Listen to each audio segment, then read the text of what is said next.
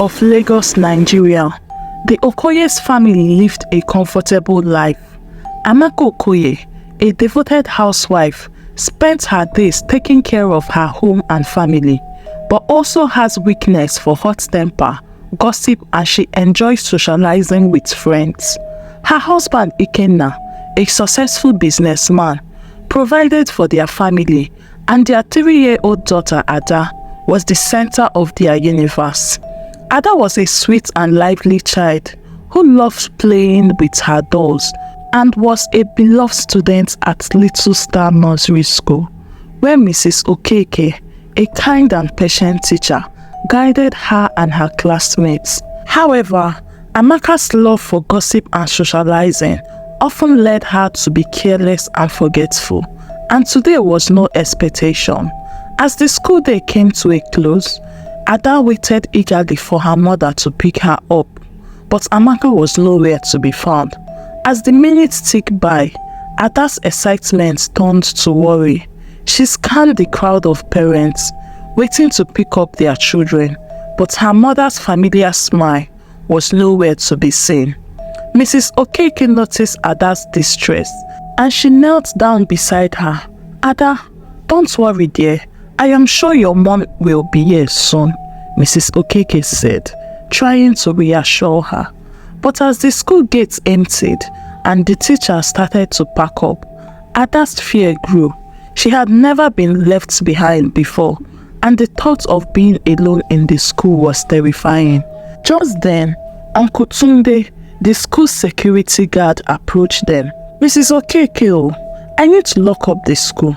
The child can't stay here," he said, his voice firm but kind. Mrs. Okeke hesitated, unsure of what to do next. She tried calling Amaka's phone, but it went straight to voicemail. She tried Ikenna's number, but he didn't answer. As the school lights began to turn off, Ada's eyes welled up with tears. Where was her mother? Why has she forgotten her? "Uncle Tunde, I am going to try and reach Amaka again. Can you keep an eye on Ada?" Mrs. Okeke asked. Uncle Tunde nodded, and Mrs. Okeke stepped outside to make the call. But just as she was dialing the number, a loud explosion echoed through the school. The lights flickered and then went off, leaving them in complete darkness. "What was that?" Uncle Tunde exclaimed, rushing to the window. A large fire was consuming the school auditorium, spreading fast. Panic set in as Uncle Tunde quickly grabbed Ada's hand. "We need to get out of here now," he yelled. Mrs. Okeke rushed back, her face panicked. "Oh no, the fire! We have to evacuate." In the chaos, Mrs. Okeke got separated from Ada and Uncle Tunde. She screamed for them to wait, but her voice was drowned out by the roar of the flames. Uncle Tunde pulled Ada through the smoke-filled corridor, desperate to escape, but as they reached the entrance, a falling beam knocked him to the ground. Ada, seeing her chance, ran out of the school. Not looking back, she didn't know where she was going, but she knew she had to get away from the fire. As she ran, the gate-man's scream echoed behind her. He had been trapped by the falling gates, and now he lay motionless on the ground. Ada kept running, her heart pounding in her chest. She didn't know where her mother was, or Mrs. Okeke, or Uncle Tunde. She was alone and she was lost. Meanwhile, Amaka was oblivious to the chaos unfolding at the school. She was too busy gossiping with her friends at the local markets. Hey, you won't believe what I heard about Mrs. Stella's son," Amaka said, sipping her coffee. Her friends leaned in, eager to hear the latest gist.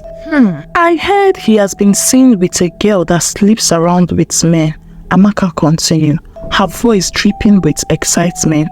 Her friends grasped and started chatting among themselves, but little did Amaka know her world was about to turn upside down. Mrs. Okeke was rushed to the hospital. Her body badly burnt from the fire. She laid in the ICU, her condition critical. Ada kept running, her small leg aching and her lungs burning. She didn't know where she was going, but she knew she had to keep moving. As she ran, she shouted, "Mommy, "Mommy," again and again, hoping against hope that her mom would hear her. But the streets were crowded and noisy, and her voice was drowned out by the sound of the big city of Lagos. Just when Ada thought she couldn't run anymore, she saw a narrowed street to her left. She ran through it, hoping to find a place to hide. The narrow street was dark and quiet, and Ada felt a sense of relief wash over her. She slowed down to a stop, and her chest was heavy with exhaustion. But as she looked around, she realized she was lost. She had no idea where she was or how to get back home. The street seemed to stretch on forever, with tall buildings looming above her like giants. Ada felt tiny and alone, and tears began to well up in her eyes. As the darkness closed in around her, Ada stumbled and fell, scraping her knee on the rough ground. She cried out in pain and fear, but her voice was swallowed up by the empty streets. She lay there, alone and hot, wondering if she would ever see her mother again. And as the minutes ticked by, Ada's tears slowly dried up, replaced by a numb sense of despair. She was truly alone, with no one to turn to, and no way to find her way home. The big city of Lagos seemed to stretch out before her like a vast uncaring wilderness, and Ada felt like a small forgotten thing lost in its heart. Meanwhile, Mr. Ikenna was in his office when he saw the news broadcasted of the fire outburst at Little Star Nursery School. He quickly grabbed his phone and saw several missed calls from Mr. Okeke. He felt a sense of panic wash over him as he realized something was wrong. He quickly called his wife Amaka. "Hello, have you picked up Ada from school?" he asked, trying to keep his voice steady. "No, I haven't picked her up," Amaka replied, her voice calm. Mr. Ikenna's tone was laced with anger and panic. "You haven't picked her up by this time? You know the school closes hours ago." Amaka's voice was laced with regret. I forgot, but I'm sure she will be with Mrs. Okeke." Mr. Ikenna's voice was furious. "You forgot to pick your own daughter from school. How could you? What were you thinking? That you didn't remember that you had a 3-year-old child in school by this time? You better pray nothing happens to my child, or else." Amaka's voice was laced with shock and panic. What do you mean? "Oh no, I will rush there now. Is everything okay?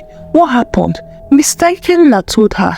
"There has been a fire outbreak at the school, and rumors are going around that a 3-year-old child is still inside." As they hung up, both Mr. Ikenna and Amaka rushed to the school, their hearts racing with fear. When they arrived, they were met with horrific sights. The school was burnt down and smoke was blowing into the air. Amaka's voice was heartbroken. "Oh no, my baby Ada."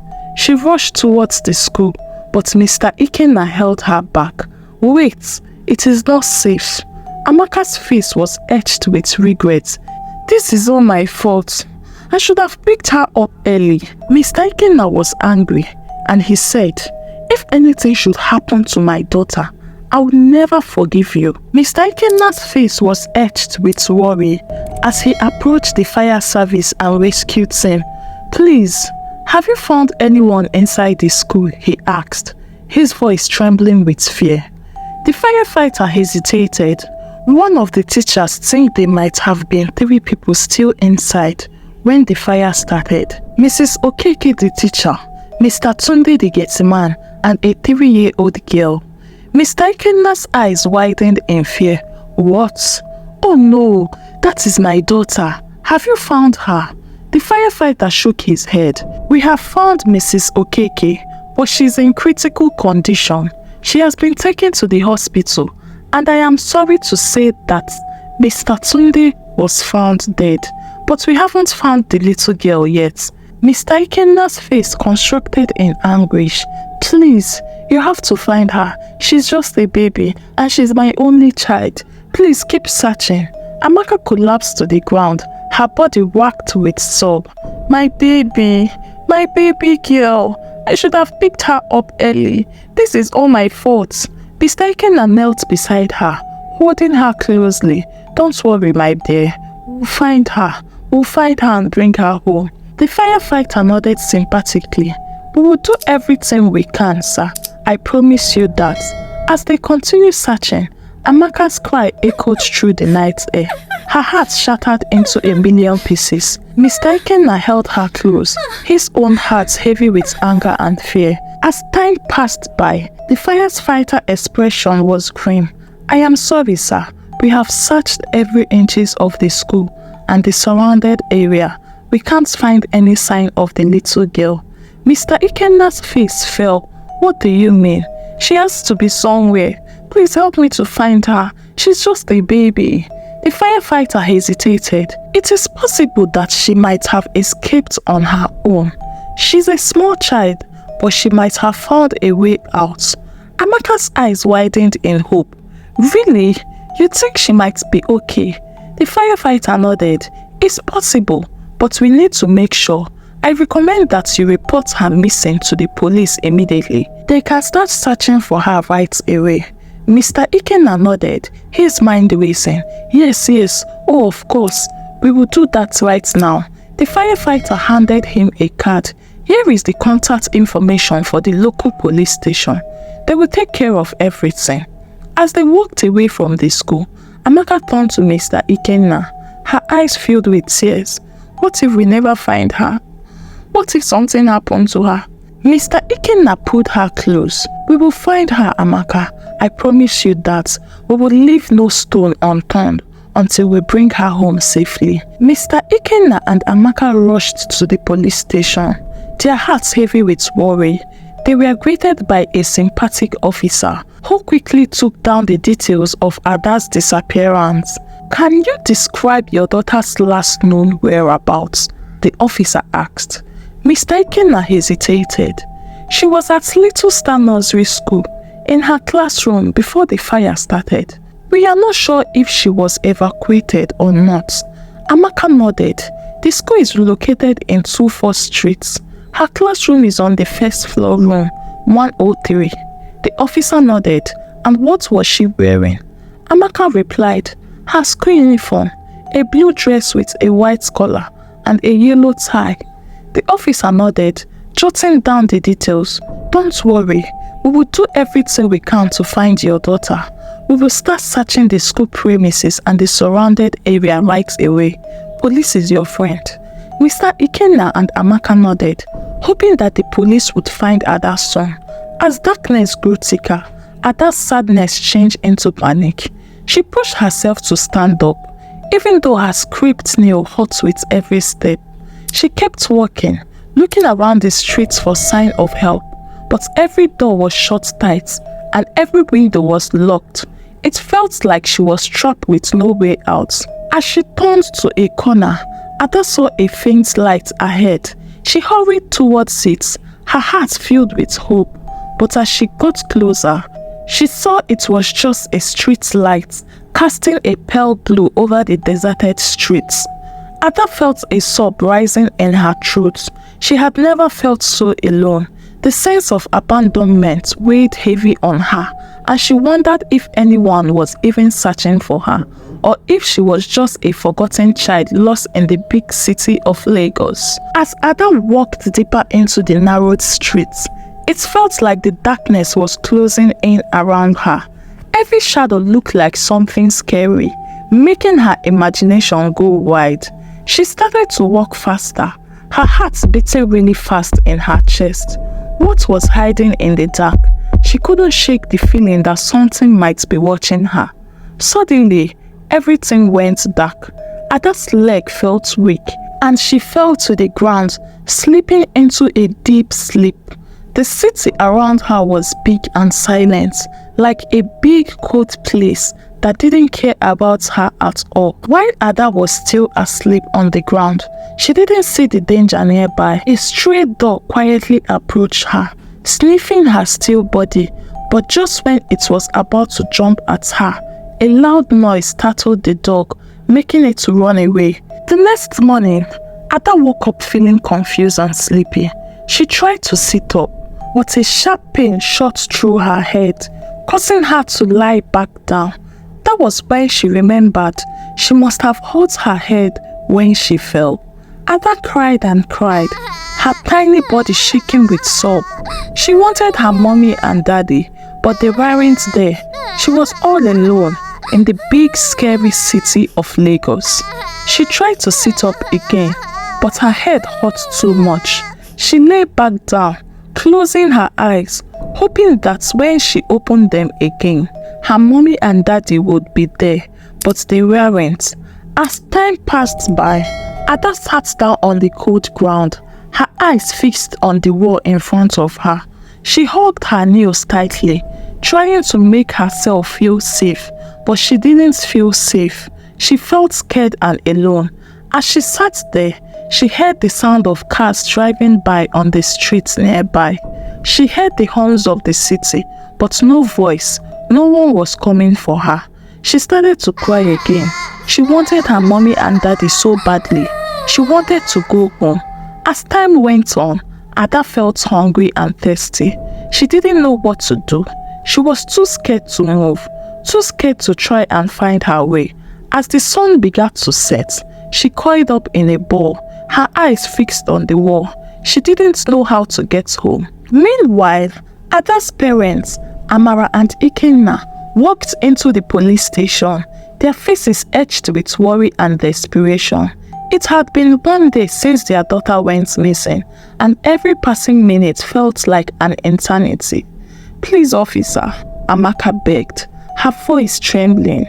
Have you found anything? Any news about our daughter?"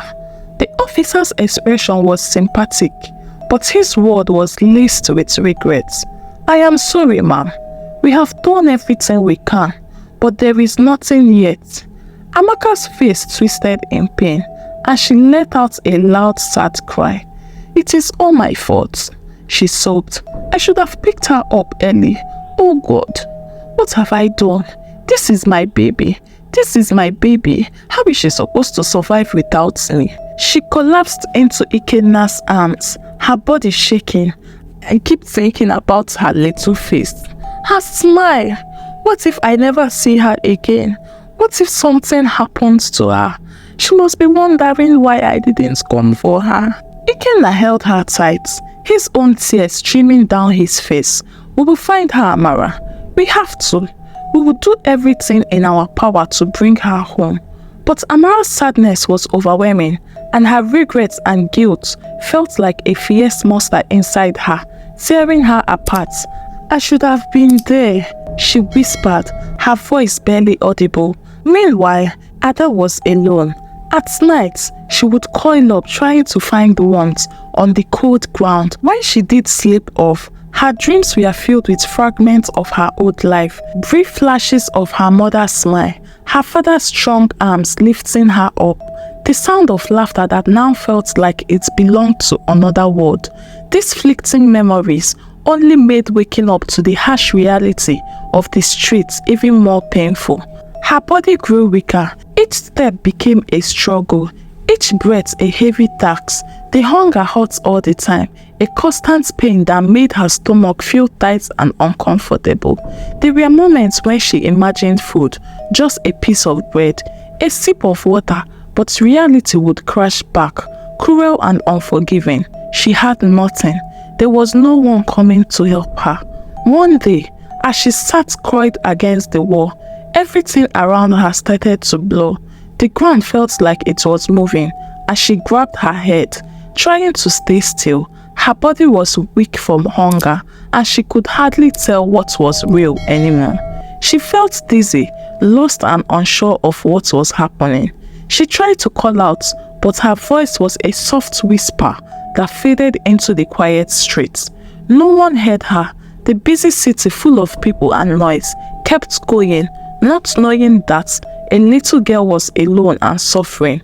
Meanwhile, Amara and Ikenna's search became desperate.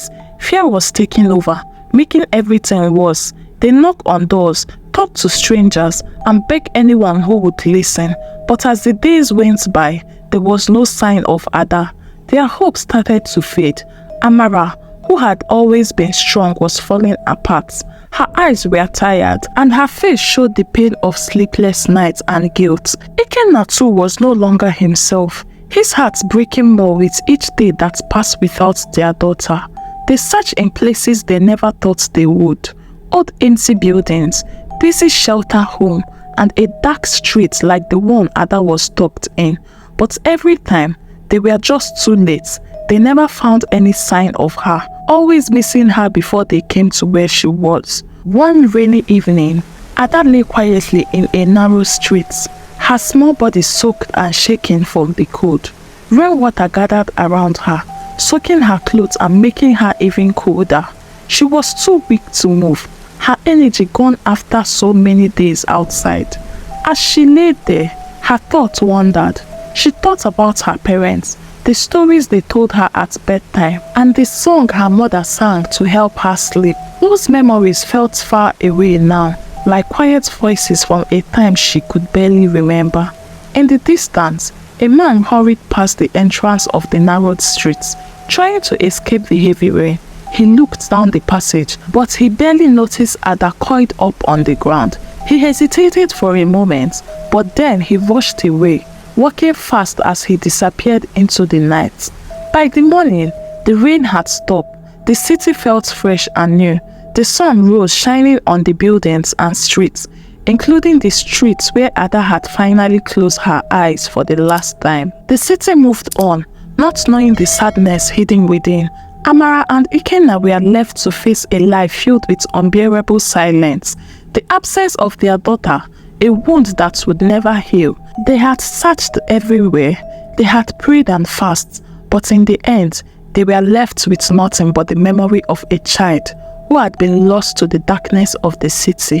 And as the world moved on, they were left behind, broken and incomplete, haunted by the echoes of a life that had slipped through their fingers. One day, Ada sat in the street listening to footsteps getting closer. A kind-looking woman named Mrs. Augustine, who was a widow and didn't have any children, stopped in front of her. "Hello, little one," Mrs. Augustine said gently. "What are you doing here all alone? Where are your parents?" Ada nodded, but didn't say anything. She felt too scared and tired to talk.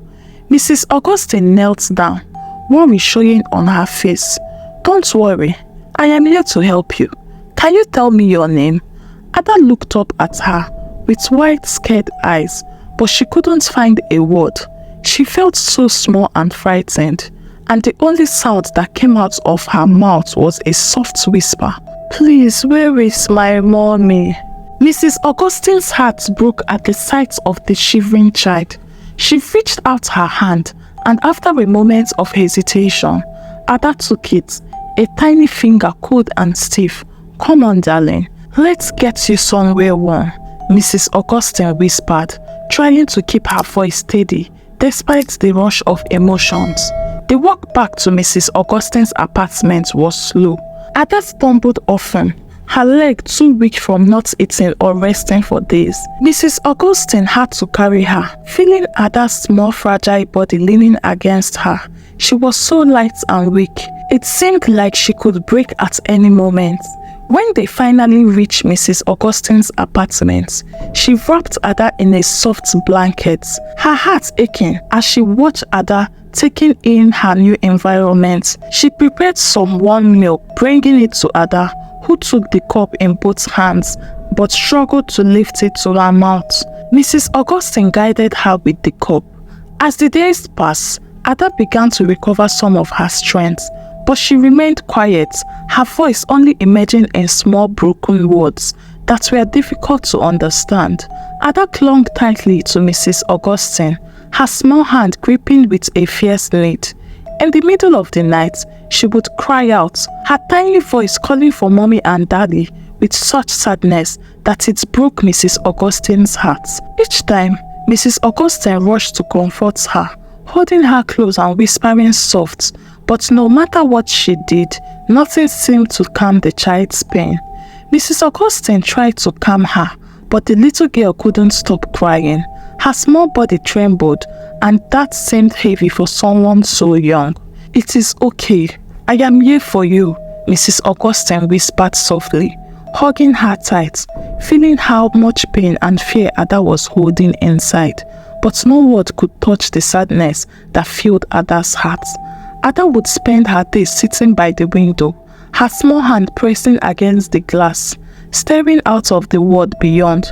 Sometimes she would say softly, "Mommy, Daddy," as if hoping they might suddenly appear and take her home.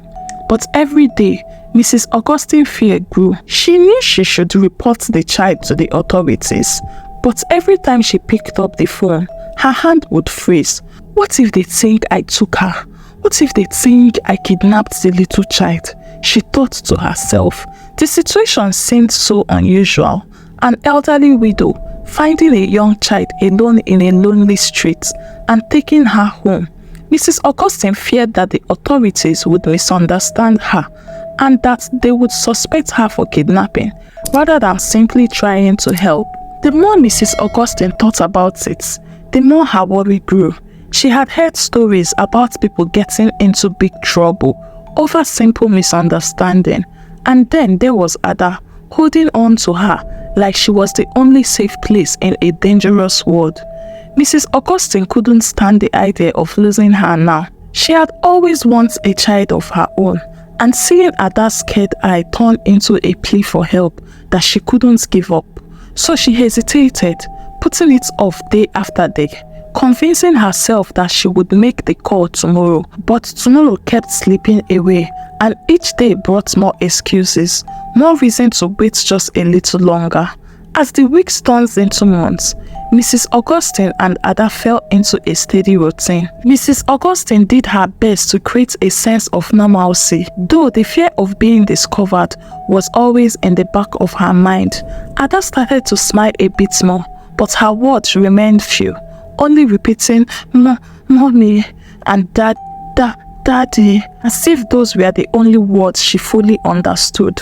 One evening, as Mrs. Augustine was putting Ada to bed, the little girl looked up with wide eye and she muttered, "Mommy." Mrs. Augustine's heart ached at the sound of it. "Yes, my dear, I am here for you," she whispered, gently pushing a strand of hair from Ada's face. But as she spoke, guilt crept in. She knew that holding on to Ada, even out of love and fear, wasn't the same as protecting her. The burden of her choice grew heavier with each day that passed. The days that followed were filled with ups and downs for Mrs. Augustine. She worked hard to keep things normal in their tiny apartments. They set up a routine that included playtime, meal and reading stories together. Ada grew stronger each day, but she still didn't talk much. She often repeated the only words she knew, "Mommy" and "Daddy." One morning, Mrs. Augustine decided to take Ada to the park for a little outing. She thought the fresh air and different surroundings might cheer the little girl up. Ada sat on a swing, gripping the chains with her tiny hand. She watched the other kids playing nearby, and for a moment, she looked also happy, with the wind blowing through her hair. Mrs. Augustine watched her with a mix of hope and sadness, wanting to give Ada a normal life, while dealing with her own guilt about keeping her hidden. As they were leaving the park, Mrs. Augustine saw a group of mothers talking nearby. She quickly looked away, her heart racing, afraid of being blamed for something. She hurried Ada back to their apartment. Her worry increased with each step they took. Back at home, Mrs. Augustine spent her days filled with fear of being found out. Every time a police car drove by or she heard a siren in the distance, her heart would race and she would hide herself deeper in her apartment. The walls felt like they were closing in on her, and the weight of keeping Ada safe became harder to bear. Ada, on the other hand, seemed to grow more attached to Mrs. Augustine. She often coiled up next to her and clinged to her like a lifeline. The affection was heartwarming, but Mrs. Augustine couldn't shake the guilt she felt for not doing more to reunite Ada with her parents. One night, after Ada had fallen asleep, Mrs. Augustine sat alone in the living room, staring at the phone. She had promised herself countless times that she would call the authorities, but each time she reached the phone, she was paralyzed by fear. What if her intentions were misunderstood? The indecision was suffocating, and she felt trapped by her own choices. In her anguish, Mrs. Augustine found herself talking to Ada as if she was awake. "I want to do what is right," she whispered to the sleeping child, her voice trembling. "But I don't know how to. I am so scared." Weeks turned into months, and Mrs. Augustine felt more and more alone. She hardly ever left the apartment and stayed away from her neighbors and friends. The fear of being found out took over her life. She had turned into a ghost, hiding away with Ada, the only bright spot in her life. One afternoon, while Mrs. Augustine and Ada were playing, the doorbell suddenly rang. Mrs. Augustine had to rest. She stood still, her eyes fixed on the door, panic creeping in. Slowly, she walked over and peeped through the peephole, her hand trembling. To her relief, it was Mrs. Collins, her worried neighbor. Mrs. Collins had noticed that Mrs. Augustine had been staying inside more than often and wanted to see how she was doing. "Is everything all right, my dear?" Mrs. Collins asked, her voice full of worry. Mrs. Augustine took a deep breath, trying to stay calm. "Oh yes, I have just been feeling under the weather, like I've been feeling sick," she replied, putting a smile that didn't quite reach her eyes. Mrs. Collins stayed a bit longer, chatting about the weather and the neighborhood's happening, but Mrs. Augustine felt her tension rising. When she finally closed the door, relief washed over her, but it quickly faded. The weight of her secret pressed down on her, reminding her of the fragile world she had built around Ada. That night, as Ada slept soundly beside her, Mrs. Augustine laid awake, staring at the ceiling. The heaviness of her choices weighed heavy on her heart. She knew she couldn't keep hiding forever, but the thought of losing Ada, of facing false accusation, filled her with dread. The darkness of the room mirrored her inner turmoil, and she felt trapped between what was right and what she feared most. Meanwhile, the sound of Ada's soft, troubled murmurs in her sleep whispered, "Mommy and Daddy." It pulled at Mrs. Augustine's heart. She longed to help the little girl, to make everything better, but she felt lost and didn't know what to do. Each faint cry from Ada reminded her of the love they shared, but also of the uncertainty that surrounded them. Mrs. Augustine knew she had to find a way to help Ada feel safe and loved, but the path ahead felt unclear and daunting. As she lay there, Mrs. Augustine made a quiet promise to herself. She would find a way to do what was right and help Ada, even if it meant confronting her own fears. She understood that it wouldn't be easy and that the road ahead was filled with uncertainty. But for the sake of the little girl who had come to mean everything to her, she had to try. She took a deep breath, feeling a flicker of hope. With determination in her heart, she decided to reach out for help, believing that together they could find a way to build a brighter future.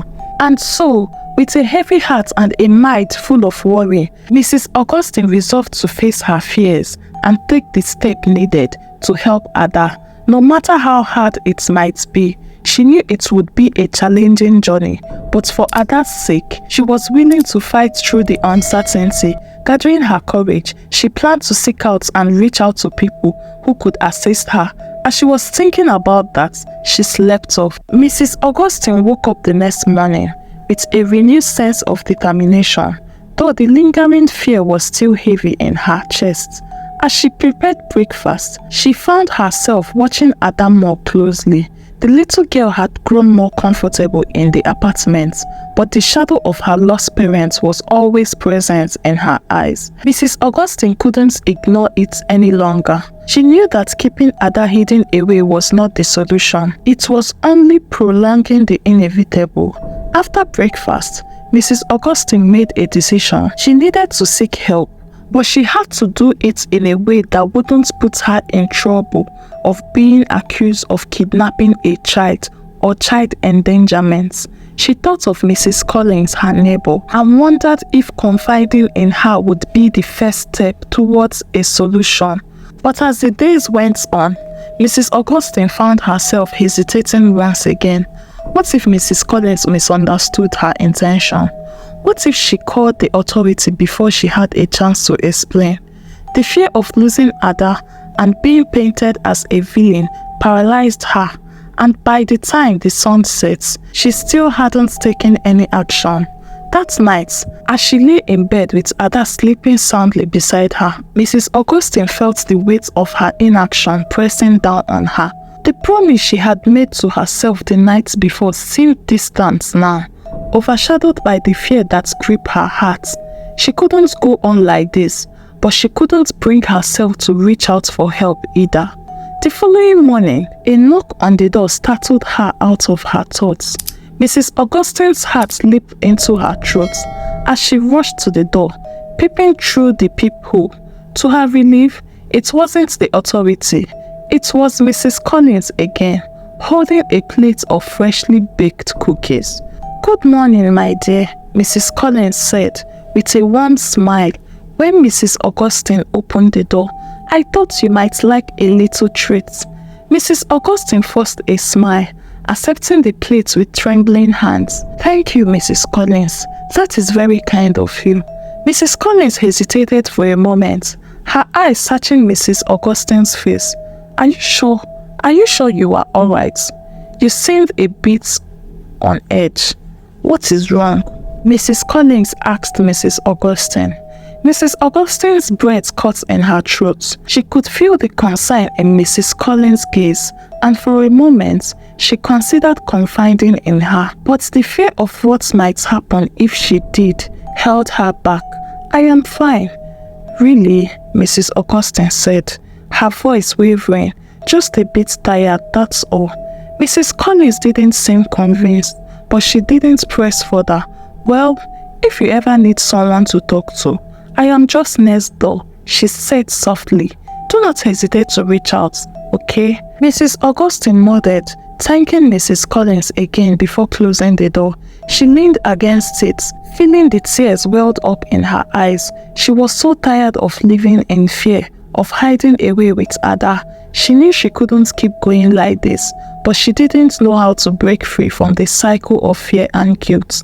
That night, as Ada lay sleeping beside her, Mrs. Augustine made another silent promise to herself. She couldn't continue living in this limbo, trapped by her own fears. She needed to take action, to find a way to help Ada without putting herself at risk. The next morning, Mrs. Augustine took a deep breath and made a decision. She would go to the local church and speak to the pastor. The church had always been a place of refuge for her since she lost her husband, and she trusted the pastor to listen without judgments. It was a risk, but it was a risk she had to take if she was ever going to find a way to help Ada. One Sunday, after a particular emotional sermon at the church, Mrs. Augustine felt compelled to seek guidance. She couldn't bear the burden alone any longer. After the service, she waited until most of the congregation had left before approaching Pastor Williams. "Pastor, I need to talk to you about something," Mrs. Augustine began, her voice trembling. Pastor Williams, sensing the gravity of the situation, led her to a quiet corner of the church where they would speak privately. Mrs. Augustine poured out her heart, recounting how she had found Ada alone in the lonely streets and had been caring for her ever since. She expressed her fear of what might happen if she went to the authorities and the overwhelming guilt she felt for not doing so sooner. Pastor Williams listened attentively, his face a mark of concern and understanding. "Mrs. Augustine, it is clear that you have been acting out of love and concern for Ada. But keeping her away from her family is not the right path. You need to trust that God will guide you through this. I can help you connect with the right people to ensure that Ada is reunited with her family. With Pastor William's support, Mrs. Augustine finally agreed to contact the authorities. He offered to accompany her when she wants to go to the authorities, providing the reassurance she desperately needed. The next day, Pastor Williams followed Mrs. Augustine to the police station where she met Detective Brown. He gestured for them to follow him into a small room. Once inside, he closed the door behind and took a seat across from her. "Thank you for coming in," he began, his tone neutral but serious. Mrs. Augustine's nerves were on edge and her heart pounded in her chest as she sat across from Detective Brown. Feeling guilty, she took a deep breath and started to explain the night she found Ada. "I was walking home when I heard a soft cry coming from a lonely street," she began, her voice shaky. "At first, I thought it was just a stray animal, but when I looked closer and saw her, the little girl huddled against the wall, soaked and shivering, I couldn't just leave her there." Detective Brown listened closely, his face serious but not unkind. "You mentioned finding the girl in a street. Can you tell me more about that?" Mrs. Augustine nodded, trying to steady her trembling hands. "It was late evening, a few months ago. I was walking home when I heard crying coming from a narrow street near my apartment. When I went to check, I found Ada scared and alone. I knelt down and asked if she was okay, but all she could say was mommy. I felt the strong urge to help her. I had to bring her home." Detective Brown nodded and took notes. "Did you see anyone else around? No signs of her parents?" Mrs. Augustine shook her head, sadness washing over her. "No, it was late and the street was empty. I thought maybe they were looking for her, but I didn't see anyone. I just couldn't leave her there." Detective Brown listened intensively, his eyes never leaving hers. "I understand your concern, Mrs. Augustine, but the longer you kept this a secret, the more suspicious it looked. Why didn't you come further sooner?" Mrs. Augustine felt a rush of fear. She knew this moment would come, but hearing it loud made it real. "I was only trying to help her," she whispered, tears in her eyes. "That night, she was so scared and I didn't know what else to do. I didn't want anyone to think I did something wrong." Detective Brown listened attentively, his expression unreadable as he took in her words.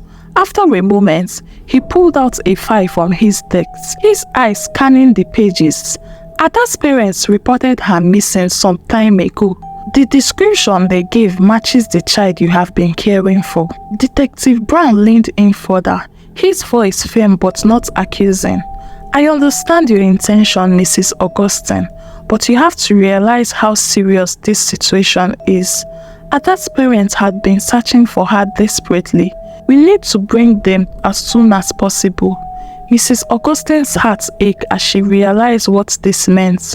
She had to say goodbye to the little girl who had become like a daughter to her. "Well, I just want the best for her," she said, her voice trembling. "She has been through a lot." The detective stood up, his tone becoming more formal. "We will need you to stay here while we contact Ada's parents. They have been waiting for this moment." When Ada's parents was brought into the room, Amara's heart raced. Her eyes was red and swollen from sleepless nights. She locked onto her daughter. Ada, looking fragile but alive, stood there with a mix of confusion and recognition. Amara's emotion took over her. She fell to her knee and her tears flowed uncontrollable. "Ada, my precious girl Ada," she cried, her voice breaking with a deep, painful relief. Amara pulled Ada into a tight hug, shaking her entire body. "I am so sorry, Ada. I am sorry for everything," she whispered through her tears. "I forgot you at school because I was caught up in my gossip, and I should have been more responsible. I let you down in the worst way." Ikenna, her father, stood beside them, his own eyes moist with tears as he witnessed Amara's heartfelt remorse. He placed a comforting hand on Amara's shoulder, his face reflecting his own sorrow and regret. "We should have been more vigilant," he said, his voice heavy with guilt. "We let our girl slip away because of carelessness." Amara continued to hold Ada tightly, her tears mingled with her daughter's. "I really do not know how to make this up to you," she said through her cry. "I was so careless, and I will never forgive myself for not being there when you needed me the most." Pastor Williams, observing the emotional scene, felt a deep sense of empathy. The raw regret and pain in Amara's words highlight the profound impact of her action.